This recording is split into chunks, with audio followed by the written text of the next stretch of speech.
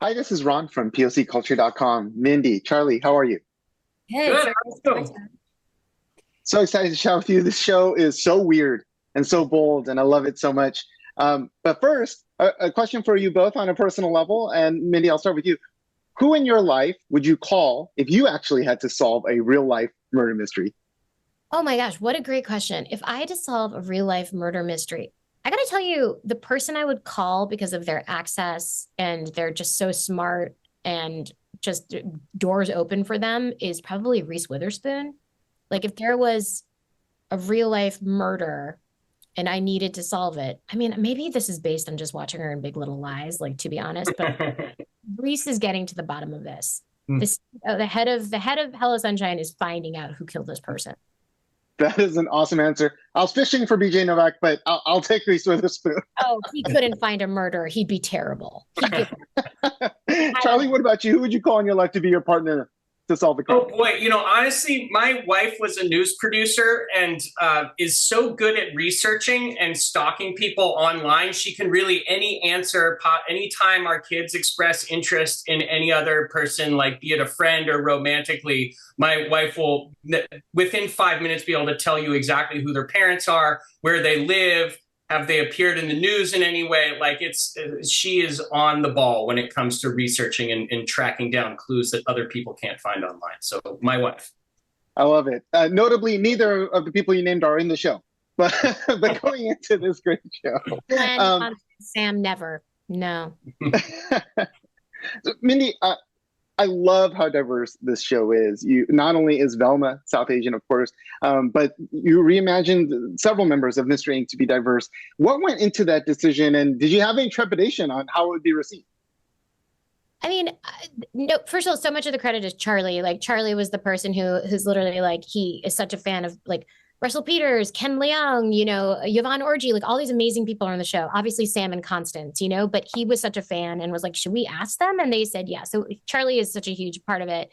But for me, it just was like it just felt like an animation is unlike these other shows that we work on. It's just we just have to do the voices. So it felt like what a missed opportunity to not fill the cast of people of color. Also, Charlie and I have worked on so many shows with such different like Sex Lives of College Girls, Never Have I Ever. It's like we have now worked with we have such a great roster of actors that we've worked with. So it felt like this was just a great opportunity to make it look a little less traditional. And I think it looks beautiful. It's so awesome. And Charlie, you and Mindy have worked together, and everything you touch is gold. But this is a little bit different. Did you feel any anxiety about maybe a little bit of a risk dealing with reimagining such an iconic franchise? Absolutely. I mean, it was nice that Warner Brothers, from the moment we mentioned it to them, Warner Brothers Animation was on board and really for whatever we wanted to do. So that got scary because I was like, well, I can't blame them for anything. People like this is exactly how we wanted to do it. But yeah, it can be, we're fans of the show. This really grew out of a love of Scooby Doo, and you want it to have that aspect of it that is a love letter to the fans that respects the original and all the continuing versions. I just watched Trick or Treat Scooby Doo, and it's fantastic. And I love that both these shows can exist in the Scooby verse.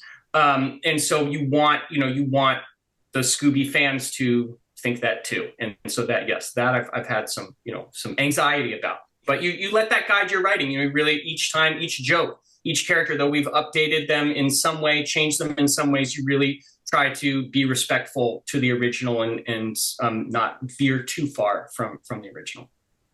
I definitely think this is a reimagining done right. What's the one thing you want Scooby Doo fans to know about the show? Honestly, I think that we really revere the characters from the original, and we think, we've really used a lot of their most like the pillars of their personalities and just tried to explore that in a super like respectful and affectionate way. Yeah, we have so much love and admiration for Scooby, all of the Scooby Doo fans, because the show came out in like the late 60s. So it's just a testament to how popular these characters are. And so we really just feel honored to be part of it and excited for the fans to watch and to see how much, we really tried to beautifully capture the spirit of the original. I definitely think this was a home run. Congratulations to you both, and can't wait for future seasons. Thanks. Thank you so much.